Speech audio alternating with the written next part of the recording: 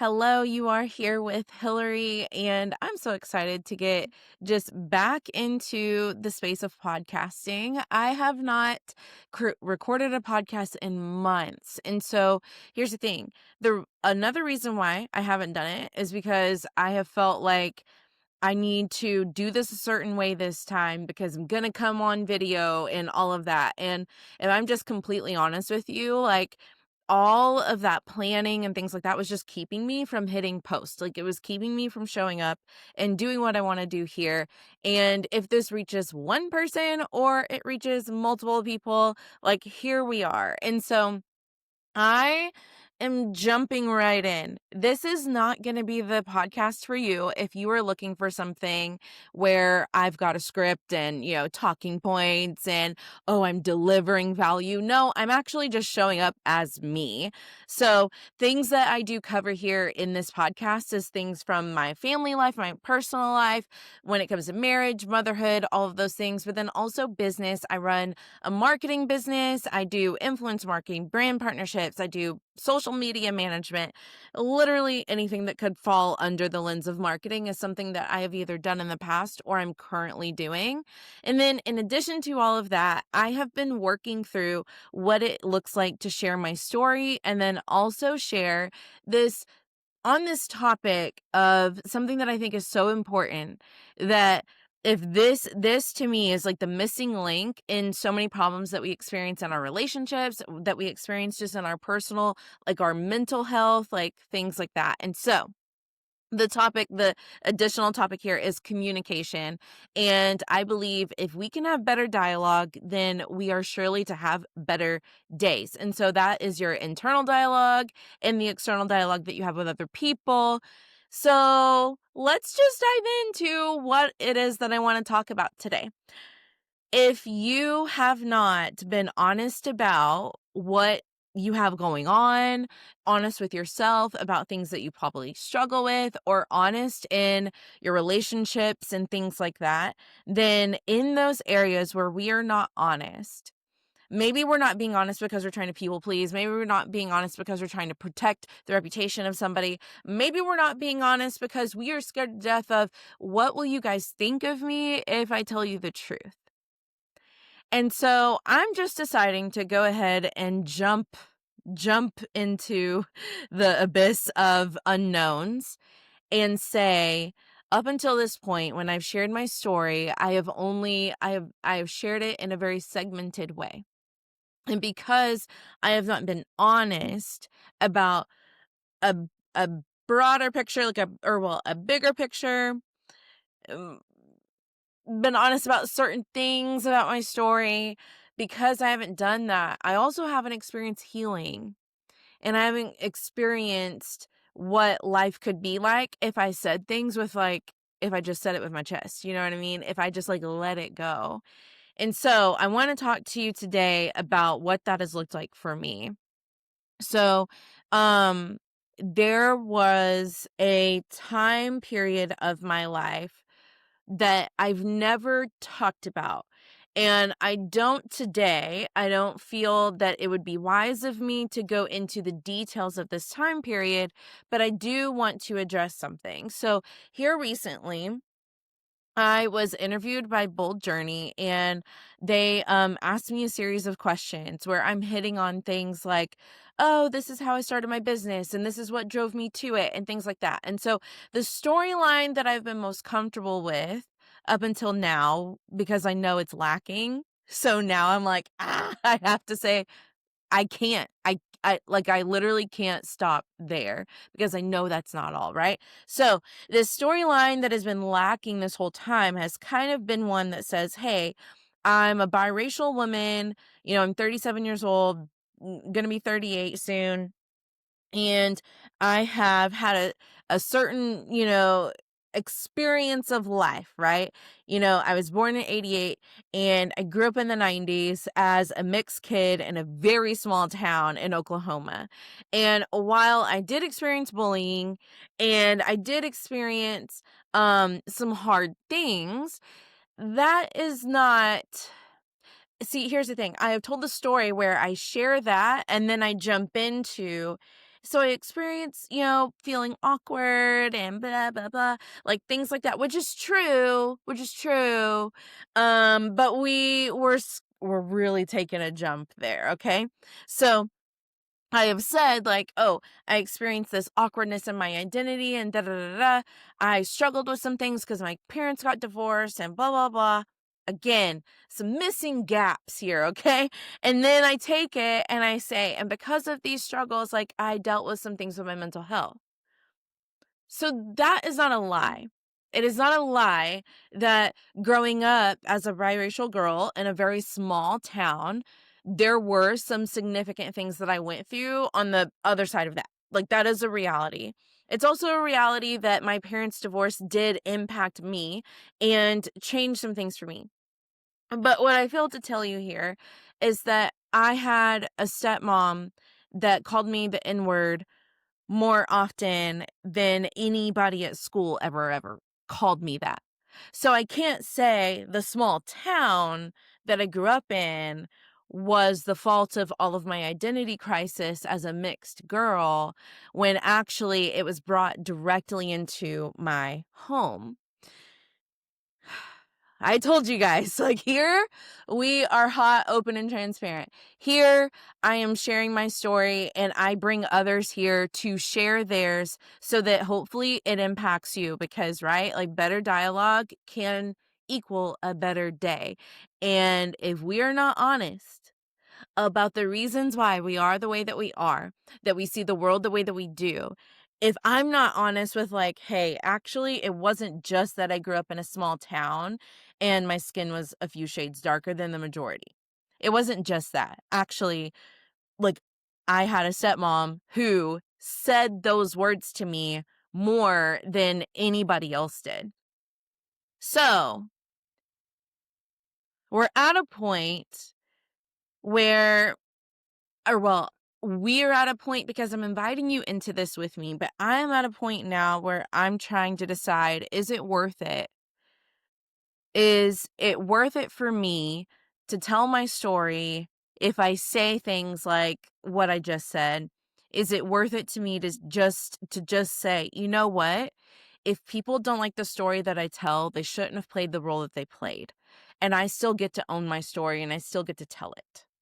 So what I'm not gonna do is go, like, digging up, like, a lot of drama and stuff like that, but what I will do is stop omitting things, like, stop, like, what do they call it in court? Like, it's redacted. I feel like I have redacted years of my life and things that I've experienced that made me be the type of person who made the types of decisions that I made because I was trying to cope and trying to deal with a lot of anger, a lot of confusion that did not just come from my parents' divorce and did not just come from growing up in a small town and being biracial. It came from being exposed to verbal abuse, like, it came from being exposed to someone being a built-in bully in my home, and that was with a different person. It wasn't even the same stepmom. That was a different set of people in my home that was not my mom. So, multiple multiple family units have cycled in and out through my life. And there was a lot of things that I experienced during that time. And just to say that, hey, during this time, like, here's what happened. And then that's what led to what you guys know. If you know anything about my story, you know that I had a very traumatic experience that landed me in 3 mental institutions. The thing is that it wasn't just that traumatic experience. I grew up struggling with my mental health because my identity was being chipped away at as a kid, because my autonomy, my identity, my peace, none of that was protected by the people that it should have been. And so because of that, I was becoming the type of person who coped the way that I did and didn't know another way. I was a kid, you know?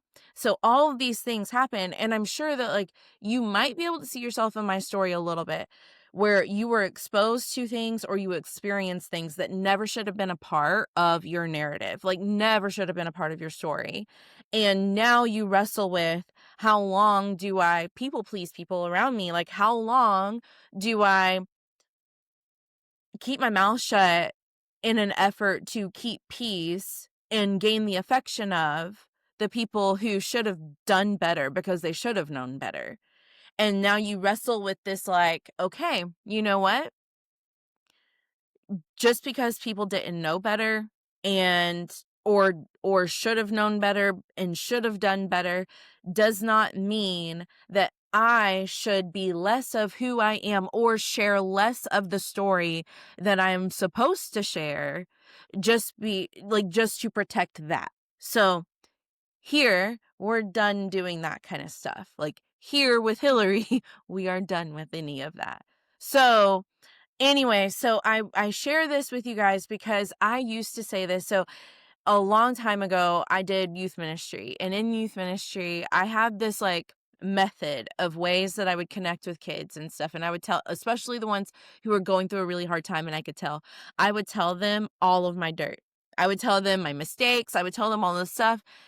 I mean, now there's some things, like I just said, there's gaps of time because I was protecting certain people. I didn't speak on the truth. I didn't speak on the truth of things that I experienced.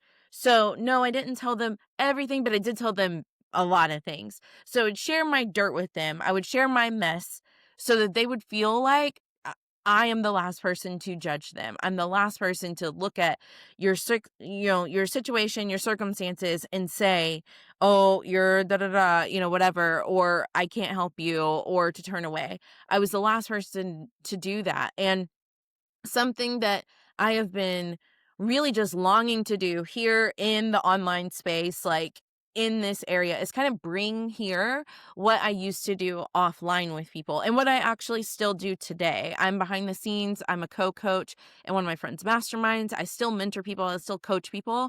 But something about that time in youth ministry that I really want to bring into now is telling you guys my mess and my stuff first, so that I am the last person. If I tell you I'm a safe space, it's because I'm a safe space for you.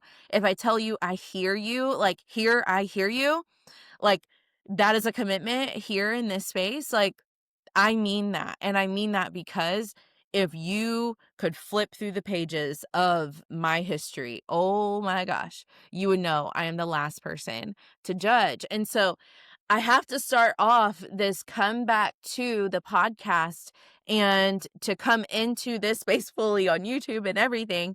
Um, sharing this on video, I have to come from this place of, hey, the most recent story that I've shared was incomplete.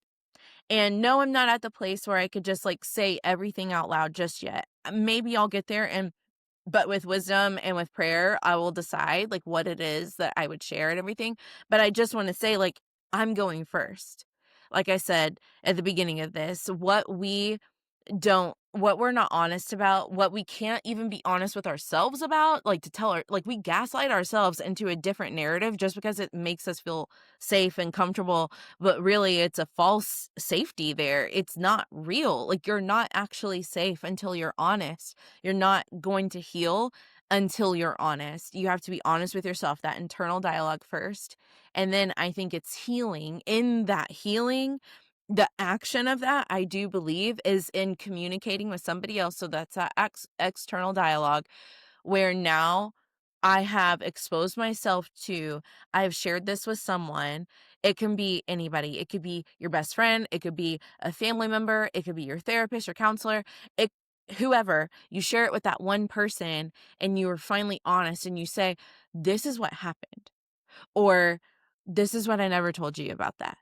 Or this is how this thing actually made me feel. Like, soon as we start getting that stuff out, oh my gosh, there's so much more room for better dialogue to happen. Like, there's so much more room for the things that God wants to share with you and God wants to give you. Like, and it's my hope, even just selfishly for myself, that in me getting to a place where I'm more open and I'm sharing these things, that when and if I face anything at all, because I am safe in being honest and sharing more, that I have more genuine connections, that friends of mine who know chunks of my story, they actually understand, like, oh, like this is why Hillary is the way that she is. She doesn't just see the world this way for whatever reason, or she doesn't just whatever.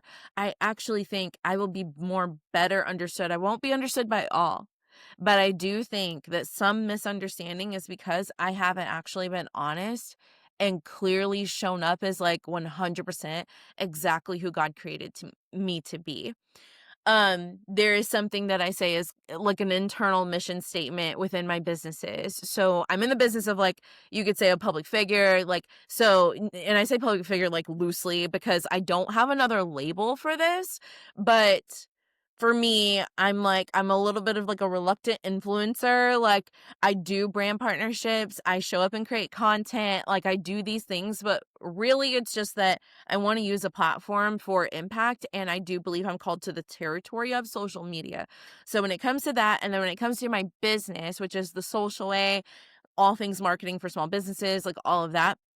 When it comes to these platforms that I have so far, my personal brand and my business, one of the core missions is that I just honestly believe that everybody could be more free if they knew their identity, that if they could break away from the mindsets that keep them bound, and if they could be 100% to the full exactly who God created them to be. So my thing is I believe that God has created me to be a certain person, and then also through my experiences, he and exposures, he has crafted me into exactly who I am.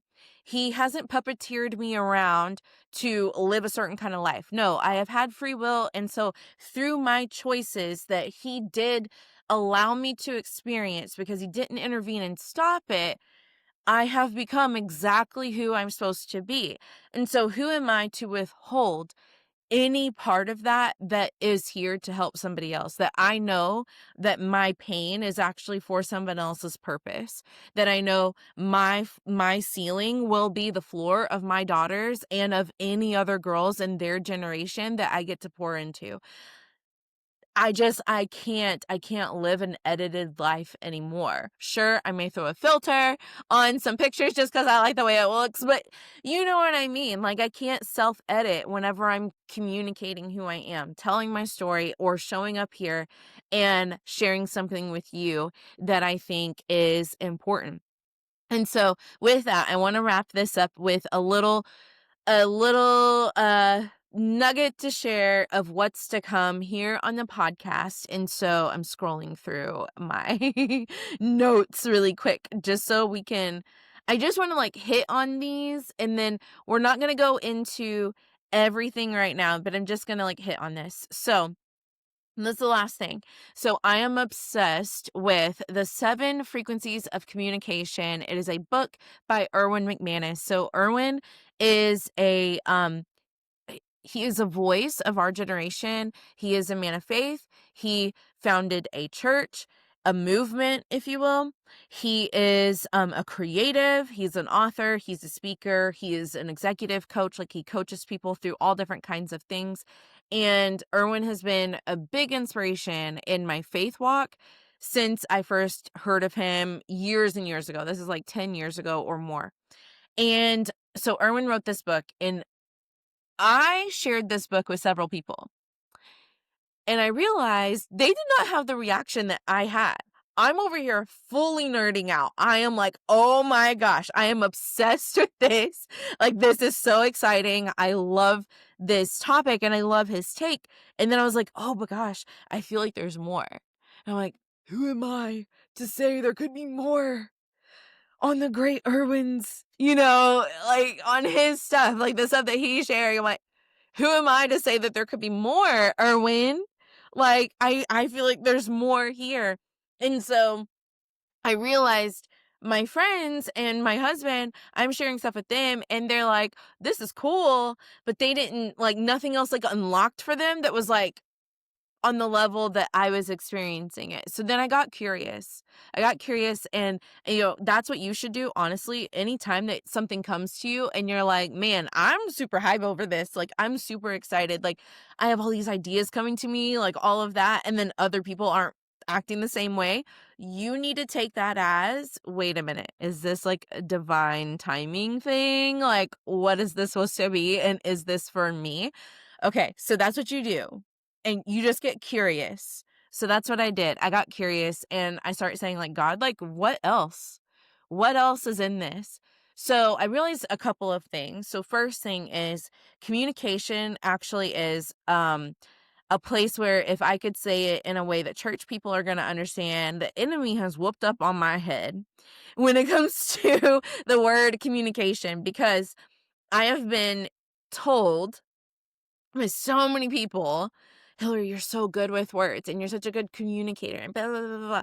I have heard that for a very long time, while equally struggling the most with communication. Like I said, well, we do not get honest about, we won't heal. So in that area where I have edited myself in the effort to protect other people and not fully own my story and all the parts of it because of what that actually could unravel or what that could mean about things from my past and stuff like that.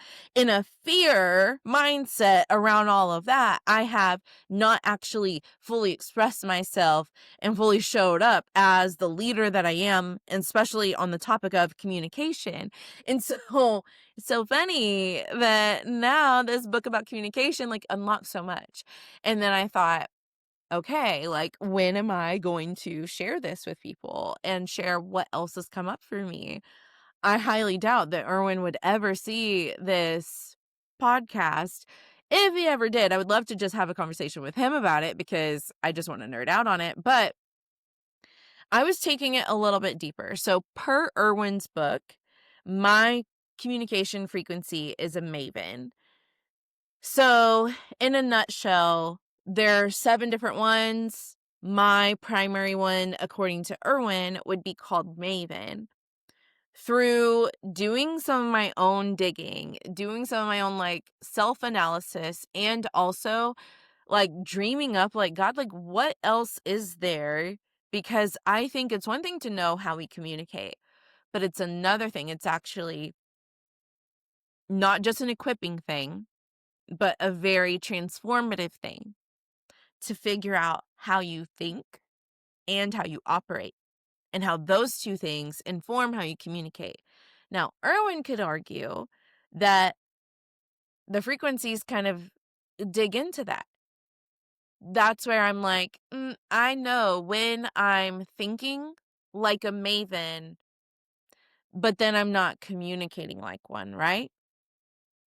Now, that might sound like weird and stuff like that because you haven't read the book yet, but I have recognized that I think that we actually we have to dig into the thinking and the operating. So as in like how you think, how you process information, how you stew on the things that you stew on, all of that. And then we go into how you operate. So as in, what does that look like functioning in your life? Like, how do you actually function in your life? How do you show up? What roles do you play and how do you play them? And then the last one is then communicate. So what do you actually sound like? How is that heard? And that speaks to the frequency side of things that Erwin talked about, but I think there's another thing to really accurately tune in to your frequency. I think you have to be aware. And so for right now, we're calling this the 9 modes of awareness. So Erwin has the 7 frequencies of communication. I have the 9 modes of awareness. And here are mine, and this is where I am piggybacking a little bit on Erwin's stuff, but I took it just a little deeper. And like I said, I'm giving him all the credit for all of the original everything of this. I am not creating anything like he is, stuff like that. So it's nothing like that. But I just want to share this with you because this is something that we will start digging into more as this podcast comes out. And as I talk to other people, you might hear me dig in and use this tool. But then also, I want you to know for me to get to a point where I would have the courage to share this work with you that I've been doing just like a little passion project behind the scenes. It also meant that I have to start getting honest, like I just did at the beginning of this episode. So, what are the 9 modes of awareness? So, here's just a quick overview. We can't have better without recognizing what's broken. To grow, we must name what is bad for us. And sorry, I've got laundry going in the background. This is real life right now. You're going in the background and it just stopped. Okay, here we go. So, to grow, we must name what is bad for us and what is best for us. These modes help us see what is lost, broken, disconnected, and then guide us in how we think, operate, and communicate. Awareness leads to better inner and outer dialogue, and better dialogue creates better days. Okay. So, like I said, this is just a quick, I'm going to do just the list and I want you to sit with it and consider, which one may I be? And then we will dig into it next time we're on next episode. Okay. So, number 1 is affirmer. That is based on motivation and belief. Number 2, agitator, which is based on disruption and change. Number 3, alpha, which is based on command and direction. Number 4, advocate, based on acceptance and wholeness. Number 5, advisor, based on knowledge and competency. Number 6, anticipator, that is based on vision and innovation. Number 7, architect, that is based on paradigm shifts and new realities. Number 8, activator, that is based on action and momentum. And number 9 is ambassador, and that is based on representation and bridge building. So I want to leave you with those. Those are the 9 modes of awareness. This awareness mode is what tells you how you are thinking. We got to be self-aware there, right? We got to be self-aware in how we're operating, so how we're showing up in life, and we need to be self-aware when it comes to how we're communicating. Sometimes you have 3 different ones, and that's going to help you better have an awareness of how, why is it that I can't stop thinking like this? Or what is it about the way that whatever? And so you're thinking, right? And maybe you're stuck there, you're dealing with something. Same thing with how you're operating. Why is it that when I'm doing this work, it's not fulfilling anymore? It used to be fulfilling and now it's not anymore. We can dig into why about that, because that's a mode. And then we also can talk about the mode of communication that you're in and why is it that your words land and then sometimes they don't. They connect and sometimes they cause disconnection. And even if that's not your intention, okay? So we will get into more of that, but here's the thing. I couldn't even share this brain baby that I just shared with you, the 9 modes of awareness. I couldn't even share that without first telling you, hey, my story up until this point that I've shared with you is not the whole thing. There actually is a lot of trauma. There is a lot of history. There is a lot of things that I am actually currently actively walking through, undoing, dismantling, healing. And in my effort to do that, I don't want to do that in a place where I'm hidden and I'm self-isolating and um I'm not willing to go through the process publicly or with other people. I actually think I should this time. So this is me doing that. So selfishly, I am here to heal me and work through things with you. If you are down to be honest, open, and transparent, and you are curious about learning a little more about how you think, operate, and communicate, and then how that impacts the life that you live, because maybe you do need better dialogue so that you can have better days, then you're in the right place. You're here with me. I am here to serve, support, and see you. And I want to thank you so much for listening to this week's episode. I cannot promise you when the next episode's going to be out. Just know I'm in the process. This is all this is me showing up imperfectly, hopefully encouraging you. If you haven't been doing it, let's just do it together. If this has been helpful at all, then I would love for you to let me know by leaving me comments, reaching out on Instagram. That is Hilary with 1L Griffin, Griffin. And you could message me there, send me a DM, share this episode to your stories, tag me in it, comment on YouTube. Wherever you want to talk to me, I am there, and I will see you guys next time.